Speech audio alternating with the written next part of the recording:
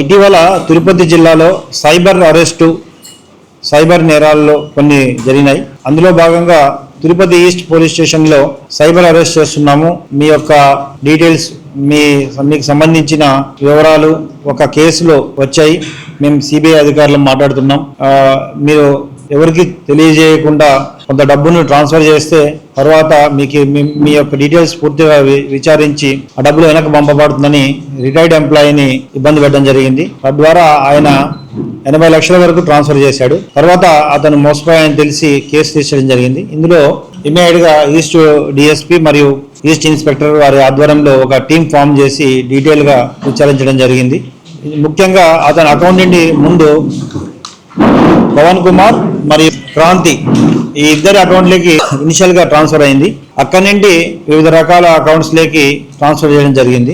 ఇందులో ప్రధానంగా మహమ్మద్ అనే హైదరాబాద్ వ్యక్తి కూడా ఇన్వాల్వ్ అయ్యాడు. దాంతోపాటు కోటి రిమైనింగ్ ఒక 6 మెంబర్స్ని కూడా అదుపులో తీసుకోవడం జరిగింది. టోటల్ 8 మెంబర్స్ని. ఇందులో ముఖ్యంగా ఇద్దరు ఎవరైతే ఉన్నారో వాళ్ళని అరెస్ట్ చేస్తూ రిమైనింగ్ పర్సన్ కూడా అరెస్ట్ చేయడం జరిగింది 8 మెంబర్స్ని. ఇంకా పూర్తి 6 మెంబర్స్ యొక్క వివరాలు ఇంకా పూర్తి ఇన్వెస్టిగేట్ చేయాల్సిన అవసరం ఉంది. ఎక్కువగా వీళ్ళు రిటైర్డ్ ఎంప్లాయీస్ని ఎవరైతే అమెరికాలో పిల్లలు చదువుతున్నారో లేదా ఎవరు ఉద్యోగాలు చేస్తున్నారో ఇక్కడ ఓల్డ్ ఏజ్ పర్సన్స్ ఎవరైతే ఉన్నారో సీనియర్ సిటిజన్స్ వాళ్ళని టార్గెట్ చేస్తున్నారు. దీంట్లో కోటి అనే వ్యక్తి ఈవెన్ కంబోడియా కూడా వెళ్ళి అక్కడ మ్యూల్ అకౌంట్స్ ఈ సైబర్ నేరగాళ్ళని కలిసి అక్కడ ఏ విధంగా మోడస్ ఆపరెండి ఉంటుంది అవన్నీ కూడా తెలుసుకొని రావడం జరిగింది. సో ఈ కేసు ద్వారా అందరికీ కూడా ఏ దర్యాప్తు సంస్థ కూడా ఆన్లైన్లో వీడియో కాల్లో వచ్చి మిమ్మల్ని అరెస్ట్ చేస్తున్నాము, మీకు వివరాలు మీ పిల్లలు అరెస్ట్ చేస్తున్నాము లేదా ఎక్కడో ఏదో విధంగా రకరకాలుగా ప్రలోభాలు పెట్టడం జరగదు. అది ఎప్పుడు కూడా.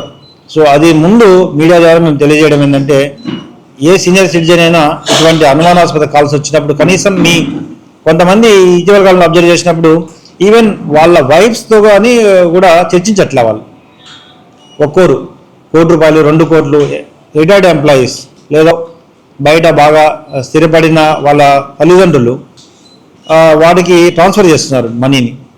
సో ముఖ్యంగా I appeal all the senior citizens, ఏ చిన్న సమస్య వచ్చినా పోలీసు వారికి కానీ లేదా మీ పక్కనున్న వ్యక్తికి తెలియజేస్తే ఇమ్మీడియట్గా